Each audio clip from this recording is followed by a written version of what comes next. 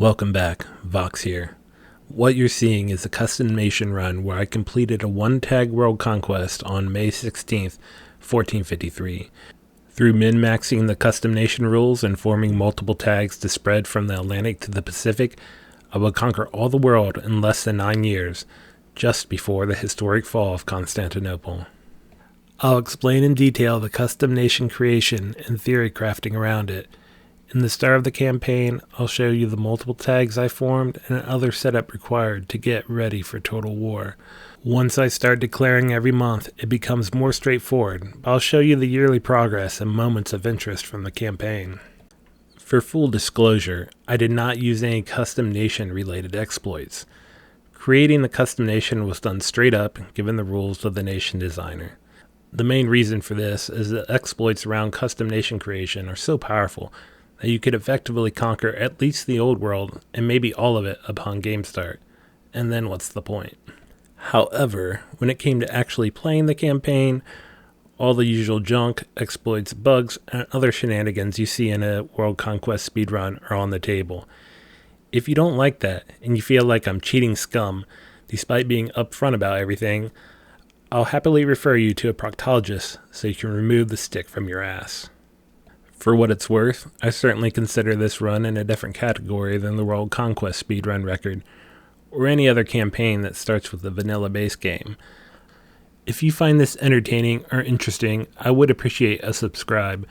I'd like to eventually hit 1,000 subs and start raking in tens of dollars per year. Firstly, it's important to understand how the nation designer works. Each province is given a certain point value that will determine how much total land I can take. A capital in the HRE is 20 points. Each point of development is half a point, which gets modified by terrain type and whether the capital is in the HRE. Obviously, being in the HRE would be a big drawback here and doesn't offer any real benefit, so that's off the table. Provinces with trade power or static goods produce modifiers are much more expensive. Coastal centers of trade at a cost of 15 points, inland centers and estuaries at 10, with other trade or goods modifiers adding 5 to 10 points. When possible, I try to avoid these types of provinces, but many are necessary. The province cost is also modified by the terrain type, where better deving land costs slightly more and bad deving land costs quite a bit less, with mountains and glaciers giving a 25% discount. By far, the most important rule when designing your nation is that any province you select cannot be more than 200 distance from a home province, which is defined as a province with a land connection to the capital. Fortunately, straits do count as a direct land connection. This is a huge restriction because it effectively means I can't start in the old world and then take the land from all the new world native OPMs. Whether you start in the old or new world, you can basically only get a foothold in the other because of that 200 coring range distance. On the other hand, one big positive to a custom nation build is that all provinces within 400 distance of your starting provinces are explored, allowing excellent access and vision if your land goes wide enough. Lastly, and quite importantly, are the culture and religion rules. The culture you choose in the nation designer replaces whatever was in your capital province. So, if you select a Turkish province and choose English culture, all Turkish culture will be gone and replaced with English culture.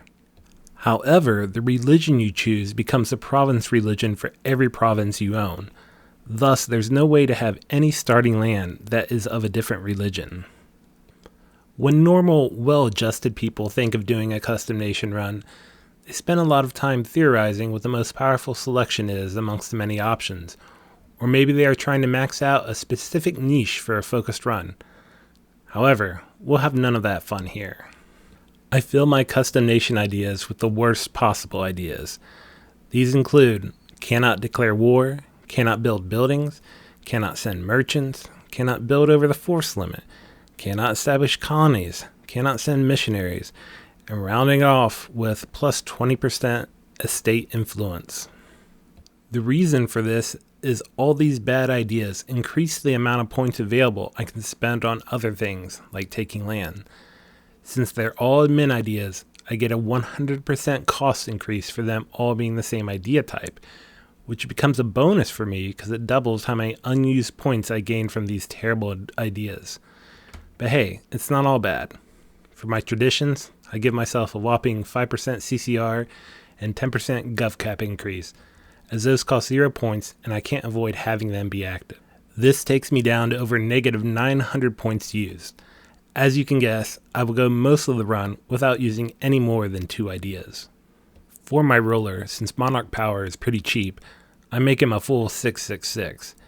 He gets the Conqueror personality for minus 5 years of separatism, and Patron of the Arts for minus 5% tech and idea cost. His age of 39 is on the cusp of his 3rd trait, which I will bird for in-game to get Scholar for minus 5% tech cost. I make him a member of the Timurid dynasty so I can briefly form the Timurids later. The next big decision is what religion I will choose. There's a number of strong contenders. Maya offers 20% CCR and a colonist. Tengri could let me use a syncretic religion. Hindu has a 10% CCR deity and a 10% CCR monument. Hussite gives 10% war score versus other religions and minus 33% harsh treatment cost. And Jewish will let me start the reform farm on the first month tick. Islam gives me access to the Kaaba monument, strong religious tolerance and unity, and tech cost reductions. The one I actually pick may be a little surprising. I need to do some nation formations at the start of the game, and since every province of my country will be of the religion I choose, I become fetishist of all things. As a pagan, you get decisions that grant an event to change religions for any different religion provinces you own, so I'm going to quickly acquire those provinces to have access to those events. It really could have been any non-Tengri pagan religion though. I just found the idea of picking a fairly weak religion to be amusing. Once the setup in-game is done, my actual religion will end up being Ibadi for all the strong Muslim bonuses and for being able to have religious wars against almost every country in the world. Culture was another decision that had so many options. There are many reforms, naval doctrines, and special units locked to culture. In the end, I felt I had to address one of the biggest hurdles in NA speedrun world conquest: coring range to Hawaii and access to the New World. So, for my culture, I went Polynesian. The primary reason for this is because it would allow me access to their naval doctrine, which gives 50% colonial range and allows me to recruit conquistadors and explorers right away. A secondary benefit is I get their mission tree, which offers a few more useful missions over the normal generic one. To ensure I get the Oceanic mission tree, I also have to take Polynesian as my tech group. Unfortunately, this does make me start with level 2 tech, but that's less of a problem than you might think. What is nice about this mission tree versus the generic one is that part of it will stick with me throughout the game. It will merge with the mission tree of whatever tags I form, allowing me to complete missions even after I move away from my initial tag. Lastly, I need a starting reform. There's so many options here, but I need to maximize the power of this because it gives me access to reforms I'd have no realistic way of getting during the campaign. My first thought was to take the 5th Monarchist reform that can give you an absurd amount of CCR, war score cost, a Deus Volt CB, and unfortunately tons of unrest. Usually the pace the reform gains zeal is too fast, but in an amusing irony, for this kind of run, it gains its bonuses far too slowly for it to actually be useful for me. Plus, each war completion would reduce its effectiveness when I need it most, since I cluster the peace deals together. The added unrest would be a huge annoyance, and most pertinently, switching religion would get rid of it while bankrupting me and giving away all my land. Not quite the one. Then I thought about the Holy Horde reform. It's a theocracy reform, which I need to be anyway, and gives full strength raising, movement speed, and a Deus Volt CB. It's probably the best tier 1 reform in the game in my opinion. However, despite it being allowed for custom nations, I can't actually keep it because as soon as I change tags away from the custom nation, their reform cannot be chosen again. I absolutely need to form multiple nations, so this was out. In the end, it would have to be my beloved Citrata Republic. I get full strength raising and a 75% cheaper capital move cost, which will be important early on. While the other benefits are nice, after the Total War phase starts, I have to be a theocracy and will only be using this reform after piecing out wars so I can raise. And then, crucially, I have to choose my sprite pack. Synthetics, obviously. Since my ideas are trash and I won't be able to have more than 2 ideas most of the time, modifiers I need to increase my power and speed will have to come from tag formations and events. This decision point was one of the most fun aspects of this campaign. In World Conquest speedruns, I'm very restricted to a small band of choices because of some things simply being impossible to do in the time frame needed, or needing to have certain elements that are objectively necessary. For example, I always had to go Timurids and plan to complete their raising reform as it was just too powerful not to have. Now, though, I can and do completely ignore that reform. Nearly everything becomes a possibility. Now, don't get me wrong, some things are still just too damn good to pass up, and some tags provide so much value that they can't be replaced by anything equivalent. I still need to get the necessary modifiers to conduct Total War efficiently. So there remains some railroading of my choices, but it's way more open overall.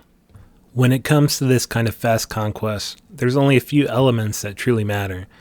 Core cost reduction of at least 80% to hit 6-month coring times, at least 75% war score cost reduction to annex every country in one war, though more is preferable to avoid unjustified demands, 90% siege ability or higher to get 3-day siege ticks, coring range to reach into the New World and especially Hawaii, thousands of reform progress to get max reforms and to abuse parliament issues for whatever I'm lacking that it can provide, a strong CB that allows me to declare on anyone, and mana generation to core, tech, pay unjustified demands, and increase army professionalism.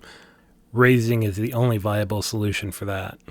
The reform progress will come from the Jewish Reform Farm, the CB from the Theocracy Tier 13 Global Crusade Reform, and the mana generation is taken care of by Sikhrata raising, but the rest mostly comes from tags. I have to form Georgia, the most broken tag for any speedrun world conquest. From it, I get 10% CCR, a Deus Vult CB, minus 10% war score cost versus religion, 20% siege ability, and 0.25 military tactics. Not to mention minus 20% stab cost, 5% discipline, 10% morale of armies, 10% shock damage dealt, and minus 10% shock damage received, with 10% morale damage, and 100 tradition general, along with some other minor bonuses. Next up is a great example of new options being open. I will form Mossi, an African nation that most people don't even know about, and certainly never features in a speedrun. The main reason is 10% CCR. They also have a 1-month time to happen event for them to convert to a monarchy, which will be necessary for this run. Yemen is another powerful tag that is easy to form and close to other land I would need to have anyway. I get 5% siege ability, minus 5 years of separatism, 400 splendor, and 10% CCR. Jerusalem is an easy formable as I already need the required land. It gives me 25% galley combat ability, very useful in the early game, and 10% morale of armies. Armenia is yet another strong tag from that region that I'll form. I get 20% CCR and 0.25 military tactics, as well as 15% shock damage, 10% morale of armies, and other minor modifiers. Manchu is another one I will add to the lineup. Normally, starting in the Levant or Persia, they would be too far to realistically target, but a custom nation puts them on the table. I get 20% siege ability, 10% raising gain, +1 global attacker dice roll bonus, and monarch points. I will form the Timurids, but I will complete only 2 of their missions. This is definitely a big change when my last 2 World Conquest runs focused on getting their raising reform. This time, I'm only forming them so I can use their branch of the Persian mission tree.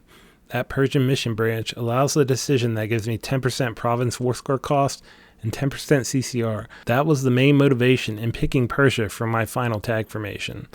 The Grand Vizier decision allows me to get an additional 10% siege ability, though it will be late in the game when I take it. In addition to modifiers from tag formations, I will get 10% CCR from holding the Hindu deity event, 5% CCR from the ICTA government reform, 30% war score cost versus religion from Tier 13 Theocracy, 10% province war score cost from the military hegemon, minus 5 years of separatism from the 5-1 mercenary idea group event, minus 10 years of separatism from the Tier 10 theocracy reform, 15% siegeability from the 2-4 Conqueror personality pulse event, and 10% siegeability from the 4-4 pulse event military divided. Now I have everything I need for a fast world conquest. There were many tags that I considered forming, but ended up not picking. I'll run through a few of the more notable ones. Bavaria has a pretty easy 15% CCR mission, but getting the land for it would have been far too expensive and out of the way. Prussia has a fairly easy to unlock nobility estate privilege that gives 10% CCR, but like Bavaria, it is simply too far out of the way and requires too much expensive land given my other options. Morocco has an easy to complete mission for 25% colonial range, but that would require taking a lot of easily conquerable land, so the juice wasn't worth the squeeze. Japan has missions for 25% colonial range, minus 25% construction time, and most importantly, 20% CCR and 10% province war score cost. I might have taken this path for my endgame tag over the Timurids Persia route, but the CCR mission required having grown your total development by 650 dev. That's from campaign start, so it wouldn't be that feasible for a while. And the biggest drawback is that it's relatively easy to get all of Japan in a single war declaration. 2 of the Japan formations require having all the daimyos eliminated, and that would have cost too many points. The other way would require moving my capital to Tokyo, being Japanese culture, and having at least 1 daimyo subject, which means having to do a quick war before total war. I spent a while trying to find a way to make this work, but it just couldn't make sense. All the rest had too many drawbacks or didn't offer enough to make them worthwhile. I was set for tag formations. The last and most painful part was actually picking the land. Because of the way I set up my national ideas, I would be able to get in the vicinity of 3,000 dev or 450 provinces, give or take a few. The 3 main elements that would determine my province choices were nation and mission requirements, access, and eliminating possible war declarations. I put my capital in Tabas, a 3-dev province where Khorasan usually is. As such, Khorasan culture is replaced by Polynesian culture. I chose that location because Khorasan was a culture I didn't care about, but still had a decent amount of dev, so that it would be relatively easy to culture switch back to Polynesian after doing tag formations. Plus, I needed Jerusalem to be eligible to be a trade company province. I needed to take all the land for the tag formations and the mission completions so that I can do them ASAP. Once I started the total war phase, there would be no peacetime until the end. This took up a fair bit of the budget, especially the requirements for the Timurids and Persia formations, as well as snaking all the way to Manchu. The next consideration was access and vision. From testing, I knew I could at least get a beachhead on the Brazil, Alaska, and Australia, as long as I could get a chain of land provinces to the opposite coast. Not only did this greatly expand my map vision, it meant I would have less to explore, and the exploration I did have to do could be done relatively safely without worrying about enemy ships sniping my explorer fleets. The next part was a combination of knowledge and intuition. Having played this early era in depth many times, I started taking land from small countries that I knew often did not get allies quickly or did not become part of large alliance chains or were very small and could easily be fully removed. There's certainly an RNG aspect to all this, and I was going to be conducting wars earlier than I have in the past, so the diplomatic landscape wouldn't be as developed as I'm used to. I make sure to take all the small Muslim nations in the Maghreb that often are alone or only ally each other. Likewise, I took a significant chunk of India as there are a lot of OPMs there, and while they usually get eaten up by the big powers, it still won't be fast enough for my conquest speed. I take all the stateless societies in Southeast Asia and a few of the small countries in the area, but I'm limited by the high dev of many of these provinces. I make sure to remove Ainu and Manipur, animist countries that often go it alone for a long time. Since I need to reach up to Manchu anyway, I also take out the small Siberian tribes. I get a foothold into Japan and take over all the Irish countries. This eliminates many OPMs and will also allow me to immediately core inland provinces when I take them from England and the Japanese. I take out Oman as it's an Ibadi country and is very likely not to get allies. I snake through a lot of Africa to eliminate some smaller tags and take the entire island of Madagascar, as they're usually a hassle. I make sure to get the Alhambra Monument in Granada for 5% admin efficiency and the Timbuktu Monument for minus 10% tech cost, and of course Jerusalem for the Reform Farm. All throughout, I'm trying to avoid gold provinces, centers of trade and estuaries, and any other special provinces. However, this is not a user-friendly process. While you can save your custom nation setup, you cannot save the selection of provinces. So I might go and take all the land I think I need, and then go and test and see I missed something. I would then work from looking at that failed attempt in PDX tools and try a new one starting completely fresh. When you're selecting over 450 provinces, it's easy to make a small mistake. So I would admit that this is not a fully optimized selection, but it's close enough given the pain of redoing the process repeatedly. With all that done, I name my nation Voxlandia out of laziness, and the fact that it will change a month after starting the campaign anyway. I do apologize for not changing that offensive yellow color, but at least it won't last long. Once I actually start the campaign, there's quite a few things I need to do. I start building an army and ship fleet immediately as I need to reach certain amounts for different missions. I also need to gain 60 development for a Manchu mission, and I need to fully annex what is left of the Timurids and their vassals, so I start preparing my forces to be ready to attack them. I raise autonomy in a number of coastal provinces to decrease my naval force limit to be equal to my current ship count, allowing me to complete the Oceanic People mission for 100 dip and a level 3 Morale of Navy's Advisor, allowing me a strong advantage in the early naval game. After many of my merc armies finish building, I can complete a string of missions, build the force limit, assemble an army, drive out the Europeans, and Sunset Invasion gives me 5% morale of armies, 20% manpower recovery speed, 300 mil points, 100 dip and admin points, and claims on every neighboring area and home province. As such a large custom nation, pretty much all my land is unstated yet has full cores, which will allow me to always have a strong provincial base. Since it's all mostly unstated at the start, stating a few areas for culture conversion is easy. I state the Mossi culture provinces and convert to Mossi culture, and on December 10th form Mossi.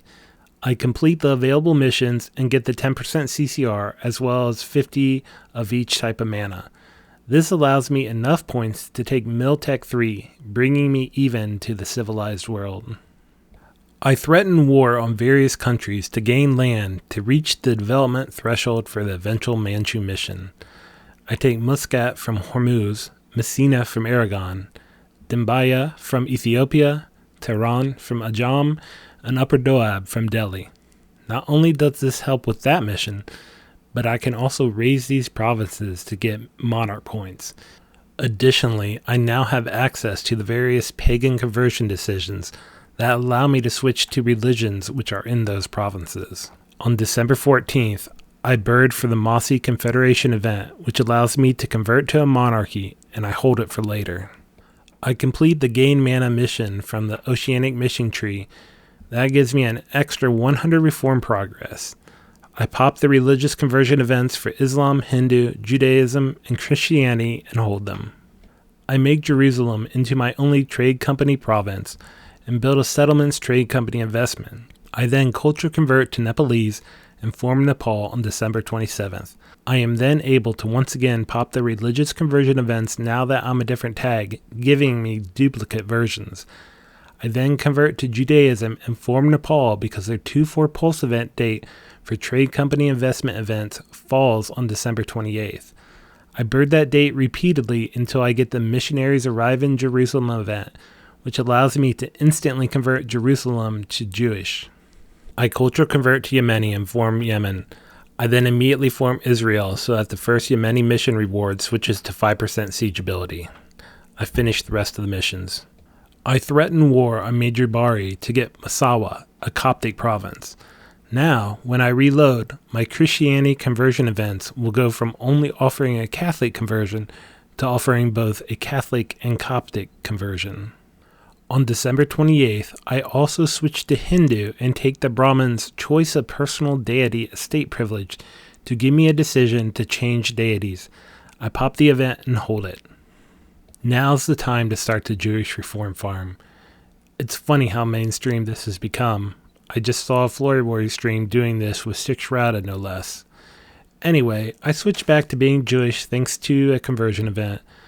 The Build a Third Temple decision's third choice re-enables the decision and gives me 10 clergy influence. I select that third option repeatedly with an auto-clicker up to roughly 800,000 clergy influence. I then use clergy estate privilege decisions, calling the diet, and selling titles to get over 60% clergy loyalty. With the clerical education privilege active, I now have over 200,000 reform progress growth, resulting in 900 to 1100 reform progress points a month from here on out, depending on my current global autonomy. I could always get more, but that slows down game reloads, and it's not necessary. I finally accept the Mossy Confederation event on December 30th, turning me into a monarchy. I then use one of my Christian conversion events to switch to Catholic and form Jerusalem the next day, completing all available missions. On the same day, I switch to Coptic using the other Christian conversion event, form Armenia, and complete the available missions. On January 16th, I declare on the Timurids, using the call to arms cancel to ensure their allies cannot join. With my pre-positioned forces, I am quickly on top of their land and kill their armies easily enough. I do bird fort sieges as needed to make sure to finish this war before all my held events automatically complete. During this time, my reform progress was rapidly increasing, and I'm able to hit full reforms by the end of the war. On April 18th, I peace out, taking all land from the Timurids and its vassals. I culture switch to Georgian and form Georgia. I complete all their available missions, giving me a huge power spike. I finally convert to a body as well. I culture switch to Persian and form the Timurids, which also conveniently cores many of the provinces I just took. I'm sitting at 34.8% crown land, so I seize rebels and Deva province to get me to 40%. With that done, I can now take the Restore the Treasury decision, which gives money and revokes the Soyorgal Grants nobility privilege. If I take that while I have my nobility estates window up, I can simply retake Soyorgal Grants and retake the decision indefinitely until I have 1 million ducats, which I do, also building up my available great monuments in the process. On April 21st, I switched to Georgian culture and form Manchu. I complete the available missions quickly. A lot of the land unifies into Manchurian culture, which will be useful for a later exploit. I switched to Ikta government to get the 5% CCR, then finally form my endgame tag of Persia. I also take in Mintech 3 and Miltech 4, which is possible because of all the mana from mission rewards and raising. This is why I wasn't too concerned about starting as Tech 2 due to being the Polynesian tech group. I finally accept the Hinduism deity change event, which grants me the 10% CCR for the next 10 years. I send missionaries to Mecca and Jerusalem to start converting them to a body so I can use their monuments. With being an empire and giving out land privileges, I can now full stake quite a few provinces. I delete forts and some mercs and reduce maintenance and get my finances into the positive so that I can finish the Shatan Shah's Coffers mission on May 1st. That mission requires not running a deficit, and it's going to be all deficit after this point. This gives me minus 25% construction time, but more importantly, opens the branch to the Grand Vizier decision later. I finish more Polynesian missions, getting minus 25% construction time and minus 5 years of separatism. I go around marking my attitude as hostile to as many nations as I can. I'm not sure if this has much effect, but I was hoping it would force quicker alliances due to their fear of my strength.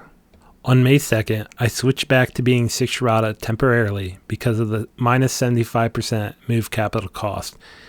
I unstate my African land and sell a province to make sure Abomi is the only province I own in that state. And I move my capital to Abomi because it is a disconnected province and the only stated one on that continent. It allows me to then move my capital to Brazil easily. Being in the New World has the major advantage of allowing me to core New World land without having to worry about making a colony which makes coring concerns in the New World mostly irrelevant. However, this does have the negative side effect of making coring in the Old World a bit trickier. Since Old World lands won't have a land connection to my capital, the coring range will be calculated from the nearest coastal core or the nearest core that has a connection to a cored coast. This isn't a problem for most areas, but when it comes to places like Siberia, I will have some issues. On May 4th, I take Defender of the Faith and start the Total War phase by declaring on QQ. From here on out, I will be declaring war every month until the very last province has been annexed. It's mostly straightforward, but I'll show you the yearly progress and note some of the events that do stand out. The general strategy here is to try and find the biggest alliance chains to declare on, and avoid the smaller ones as long as I can. Based on my knowledge of likely alliances, I will often wait as long as I can in hopes that certain countries will ally others. I will declare on alliance chains that give me many countries or which have typical alliances I am familiar with. Given that these wars are starting in 1445, the diplomatic landscape is a bit different than it would be in 5 or 10 years, so with that and RNG, it's still a guessing game. Sometimes the waiting pays off, like when Mapuche finally allies Charrua only a few months before the end of the game, turning 2 war declarations into 1. However, at other times, they won't ally despite seemingly having every reason to. I was waiting for Hawaii to ally Oahu to allow me to get all the Hawaiian tags in one go, but despite being royal married and both having over 100 opinion of each other, they never allied. That made me curious, so I melted the save and tagged into both, and both had a free diplomat and a green check for the alliance diplomatic action, but it never happened after close to 2 years of waiting. As 1446 begins, I'm just getting started, taking early wars from alliance chains that I don't think will grow much because of distance, rivals, or religion. I've only explored a bit in the Pacific, and I've yet to piece out any wars. As 1447 rolled around, I finally brought Ming to war, in addition to much of continental Southeast Asia. Eastern Europe and Central Africa incursions have begun. Explorations into the New World have finally started. I've pieced out the Maghreb and some of the annoying steppes nations. In the early game, I have exploration 1 and 2 so I can use the colonists. Then, when I piece out, depending on what land I took, I will take the 3rd exploration idea to give myself a 50% colonial range increase.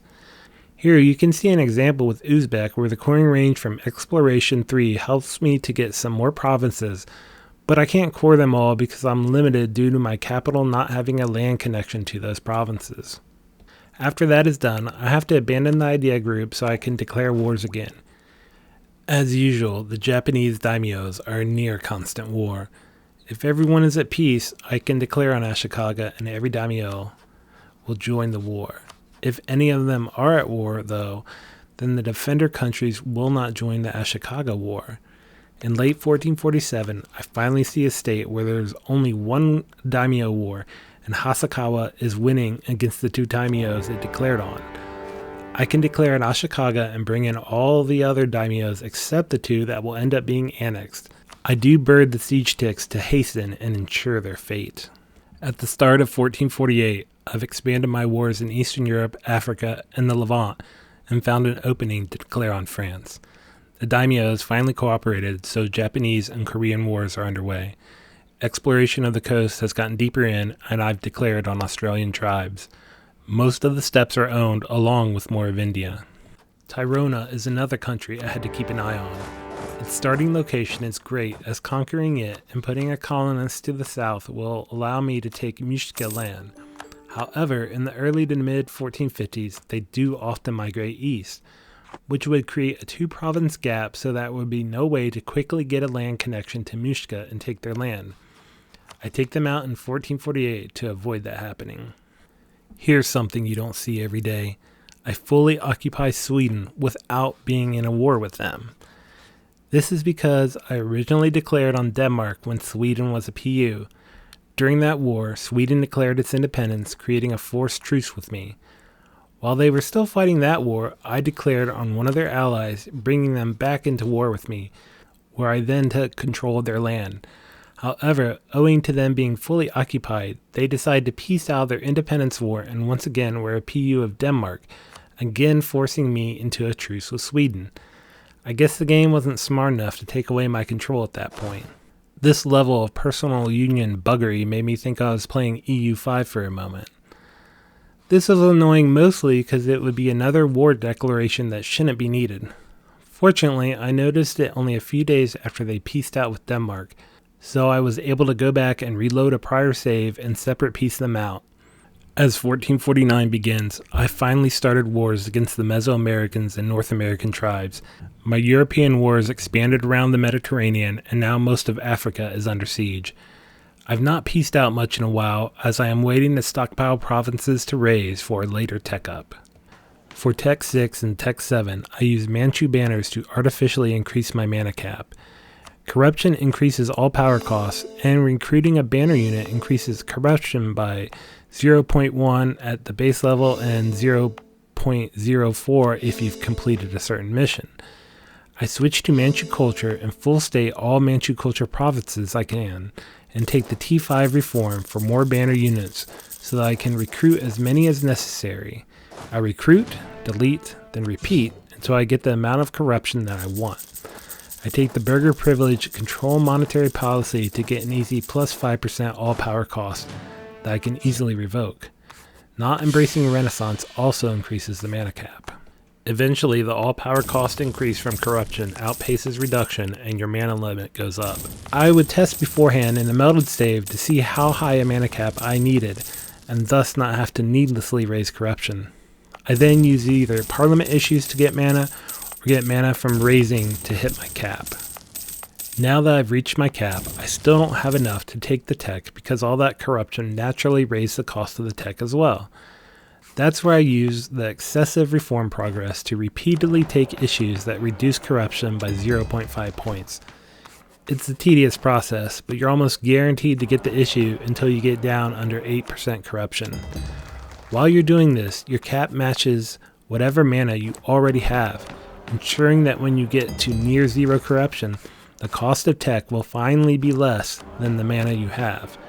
For Tech 7, I make sure to embrace the Renaissance after I've erased my corruption. With all these techniques employed, and all the tech cost reductions I had from missions, monuments, events, and my leader traits, I only had to go to 51 corruption to be able to get Tech 7. As of January 1450, most of my exploration is done, save the South American west coast. I'm gearing up for a big HRE war, and now almost every old world continental nation outside of Europe is at war with me. I've pieced out more of India, but the big wave is coming shortly.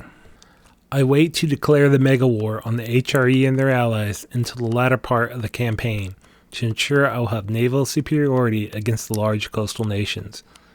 With my large fleet of heavies and galleys, a Morale of Navies advisor, and the Tier 5 Morale of Navies reform, I easily have 30 to 40% more naval morale than enemy fleets.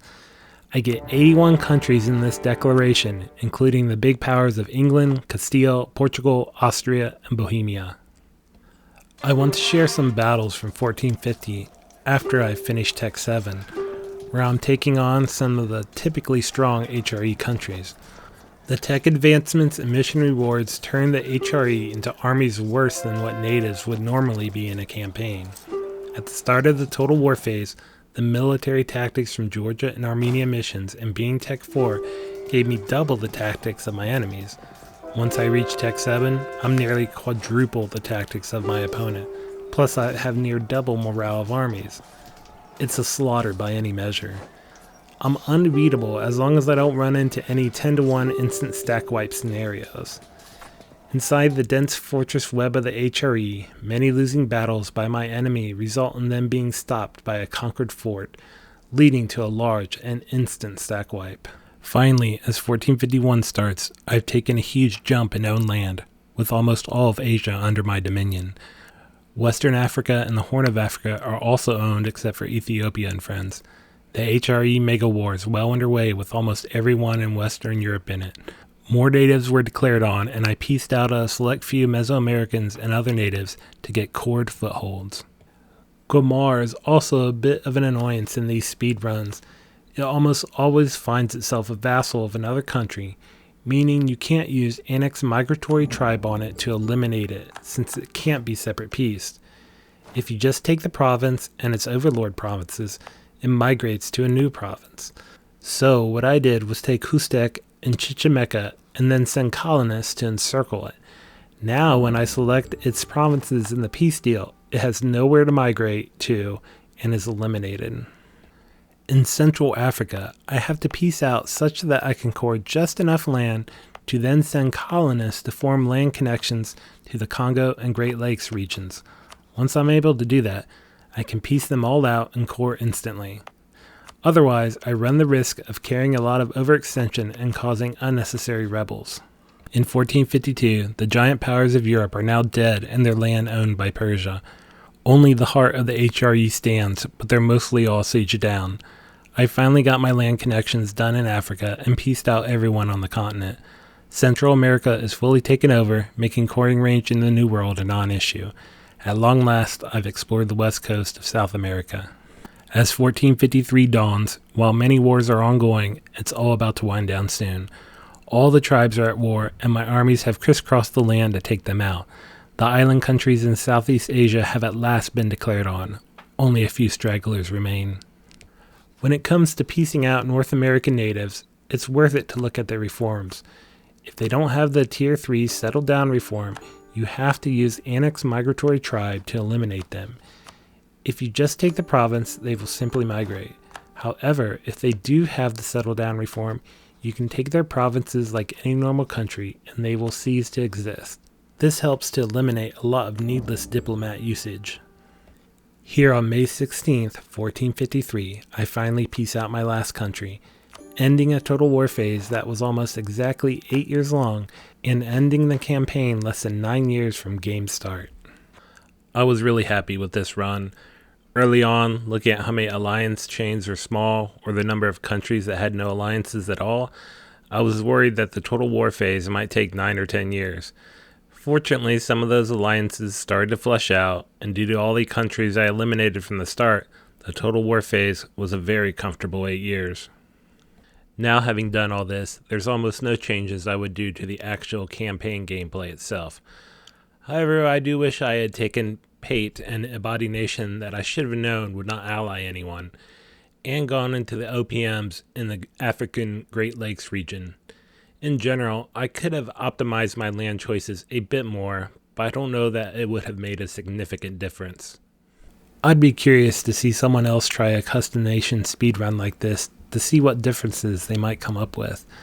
I searched but really couldn't find any other custom nation world conquests that were hyper-focused on speed of conquest like this one. Thanks again for watching and hope you enjoyed the ride. Subscribe if you're interested in seeing more tryhard or weird runs in the future. Here's some nation information and ledger pages to view on the way out.